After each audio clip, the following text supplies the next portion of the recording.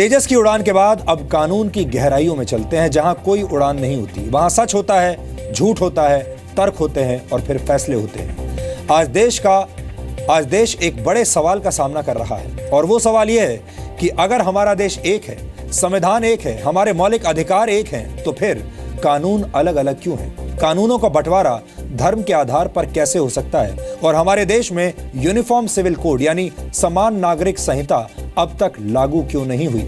यही सवाल डीएनए में हमारे अगले विश्लेषण का आधार है। वैसे तो यूनिफॉर्म सिविल कोड की बहस देश में बहुत पुरानी है, लेकिन अब केंद्र सरकार ने देश में यूनिफॉर्म सिविल कोड लागू करने की दिशा में एक बड़ा कदम उठाया है। सरकार ने लॉ कमीशन से इसके बारे में राय मांगी है। सबसे पहले हम आपको ये बताते हैं कि आज इस मुद्दे पर क्या हुआ और उसके बाद हम यूनिफॉर्म सिविल कोड को डिकोड करेंगे और आसान शब्दों में आपको इस पूरे मुद्दे के हर पहलू की जानकारी देंगे। केंद्र सरकार ने लॉ कमीशन को यूनिफॉर्म सिविल कोड के सभी पहलुओं की जांच करने को कहा है। कानून मंत्रालय ने कमीशन को इस मामले से जुड़ी रिपोर्ट भी पेश करने को कहा है। इसके अलावा सरकार अलग अलग पर्सनल लॉ बोर्ड से भी इस मुद्दे पर एक राय बनाने की बात करेगी, कोशिश करेगी। आपको बता दें कि यूनिफॉर्म सिविल कोड को लागू करना बीजेपी के चुनावी घोषणा पत्र का एक हिस्सा है। देश की सबसे बड़ी अदालत यानी सुप्रीम कोर्ट भी कह चुकी है कि यूनिफॉर्म सिविल कोड पर समाज में और अदालत में बड़ी बहस होनी चाहिए। यहां आपको यह भी बता दें कि लॉ कमीशन कानूनों पर सरकार को सिर्फ सलाह देता है और कमीशन की रिपोर्ट को मानने के लिए सरकार किसी भी रूप में बाध्य नहीं है। Repeatedly, I used to get questions in the parliament. Even the Supreme Court also observed in the recent judgments and all that. So I wanted to have a detailed study as far as common civil procedure code is concerned. So for that reason, I requested the law commission to give me a report with regard to all this.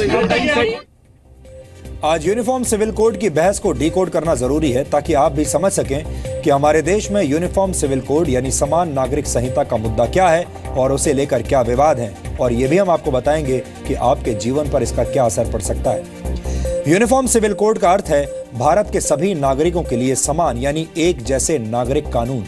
शादी, तलाक और जमीन जायदाद के बंटवारे में सभी धर्मों के लिए एक ही कानून लागू होगा। फिलहाल हर धर्म के लोग इन मामलों का निपटारा अपने पर्सनल लॉ के तहत करते हैं। समान नागरिक संहिता एक सेक्युलर यानी पंथ निरपेक्ष कानून होता है जो सभी धर्मों के लोगों के लिए समान रूप से लागू होता है। ये किसी भी धर्म या जाति के सभी निजी कानूनों से ऊपर होगा।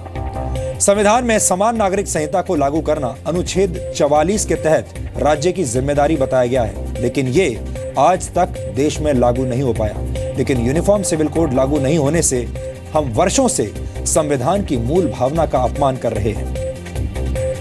अब सवाल यह उठता है कि यूनिफॉर्म सिविल कोड को लेकर कहां पर परेशानियां आ रही हैं। कई लोगों का यह मानना है कि यूनिफॉर्म सिविल कोड लागू हो जाने से देश में हिंदू कानून लागू हो जाएगा, जबकि सच्चाई यह है कि यूनिफॉर्म सिविल कोड एक ऐसा कानून होगा जो हर धर्म के लोगों के लिए बराबर होगा और उसका धर्म से कोई लेना देना नहीं होगा। फिलहाल मुस्लिम, ईसाई और पारसी समुदाय का पर्सनल लॉ है, जबकि हिंदू सिविल लॉ के तहत हिंदू, सिख, जैन और बौद्ध आते हैं। अगर यूनिफॉर्म सिविल कोड लागू हो जाए तो सभी धर्मों के लिए एक जैसा कानून हो जाएगा, यानी शादी, तलाक, गोद लेना और जायदाद के बंटवारे में सबके लिए एक जैसा कानून होगा, फिर चाहे वो किसी भी धर्म का क्यों ना हो। फिलहाल हर धर्म के लोग इन मामलों का निपटारा अपने पर्सनल लॉ यानी निजी कानूनों के तहत करते हैं। मुस्लिम धर्म के लोगों के लिए इस देश में अलग कानून चलता है जो मुस्लिम पर्सनल लॉ बोर्ड के जरिए लागू होता है। मुसलमानों में ट्रिपल तलाक के मुद्दे पर इन दिनों पूरे देश में खूब बहस चल रही है और इसे हटाने की मांग की जा रही है। मुसलमानों में तलाक मुस्लिम पर्सनल लॉ यानी शरिया के जरिए होता है। वैसे निजी कानूनों का यह विवाद अंग्रेजों के जमाने से चला आ रहा है और उस दौर में अंग्रेज मुस्लिम समुदाय के निजी कानूनों में बदलाव करके उनसे दुश्मनी मोल नहीं लेना चाहते थे।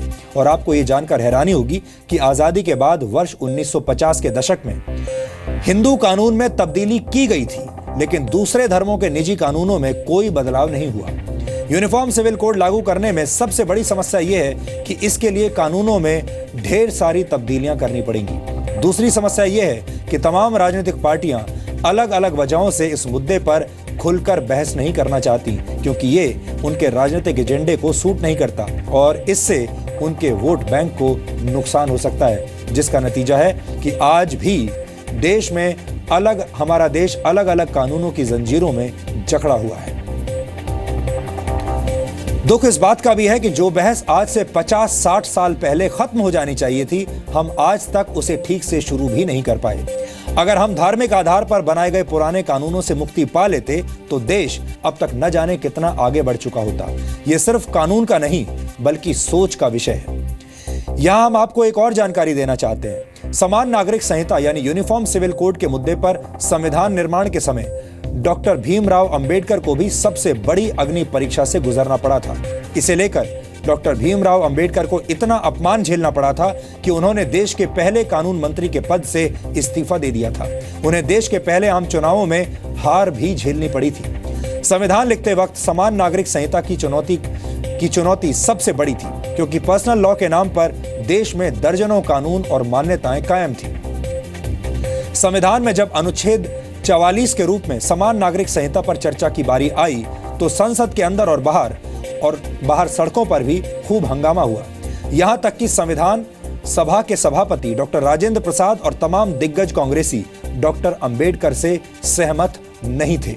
डॉक्टर अंबेडकर का कहना था कि पर्सनल लॉ में सुधार लाए बगैर देश को सामाजिक बदलाव के युग में नहीं ले जाया जा सकता।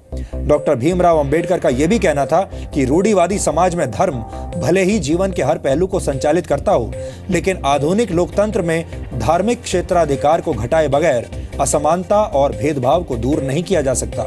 इसलिए देश का यह दायित्व होना चाहिए कि वो समान नागरिक संहिता यानी यूनिफॉर्म सिविल कोड को अपनाए। ये विचार थे डॉक्टर अंबेडकर के उस जमाने में। हम 1950 की बात कर रहे हैं और आज हम 2016 में। ये कहते हुए हमें दुख हो रहा है कि 1950 से लेकर 2016 तक हम इस पूरे मामले को इस पर ना तो ठीक से बहस करवा पाए और ना ही इस पर कोई फैसला ले पाए। कानून मंत्री के रूप में डॉक्टर अंबेडकर ने हिंदू कोड बिल पर महीनों तक काम किया। उन्होंने अपने बिल में विधवा और बेटी को संपत्ति में अधिकार देने का प्रस्ताव रखा था। यहां गौर करने वाली बात यह भी है कि डॉक्टर भीमराव अंबेडकर पर राजनीति तो सभी ने की, लेकिन उनके विचारों को किसी ने भी आगे बढ़ाने का काम नहीं किया। उनके नाम का इस्तेमाल करके वोट तो हर पार्टी ने लिए, लेकिन उन्हें ठीक से समझा नहीं और उनके नाम पर आज भी वोट मांगे जाते हैं। कई पार्टियां और कई नेता अंबेडकर के विचारों के नाम पर वोटों की फसल काट रहे हैं और वो ये कहते हैं कि अंबेडकर असल में उनके हैं, लेकिन उनके आदर्शों और भारत की बेहतरी के लिए सुझाए गए उनके फार्मूला पर किसी भी पार्टी ने ध्यान नहीं दिया। यहां अगर हम चाहें तो उदाहरण के तौर पर दूसरे देशों से भी प्रेरणा ले सकते हैं, वहां से भी सीख सकते हैं। फ्रांस में कॉमन सिविल कोड लागू है जो वहां के हर नागरिक पर लागू होता है। यूनाइटेड किंगडम के इंग्लिश कॉमन लॉ की तर्ज पर अमेरिका में फेडरल लेवल पर कॉमन लॉ सिस्टम लागू है। ऑस्ट्रेलिया में भी इंग्लिश कॉमन लॉ की तर्ज पर कॉमन लॉ सिस्टम लागू है। जर्मनी और उज्बेकिस्तान जैसे देशों में भी सिविल लॉ सिस्टम लागू है। धर्म पर आधारित कानूनों की जंजीरों से आजादी का एकमात्र रास्ता यह है कि सबके लिए समान कानून बनाए जाएं। लोगों को इस बात पर यकीन होना चाहिए कि उनके साथ राजनीति नहीं होगी बल्कि न्याय होगा। इसलिए यूनिफॉर्म सिविल कोड लागू करके कानून को धार्मिक जंजीरों से मुक्त करना जरूरी है। यह देश को विकास के रास्ते पर बढ़ाने वाला कदम साबित हो सकता है और इसे हमें जल्द से जल्द अपना लेना चाहिए।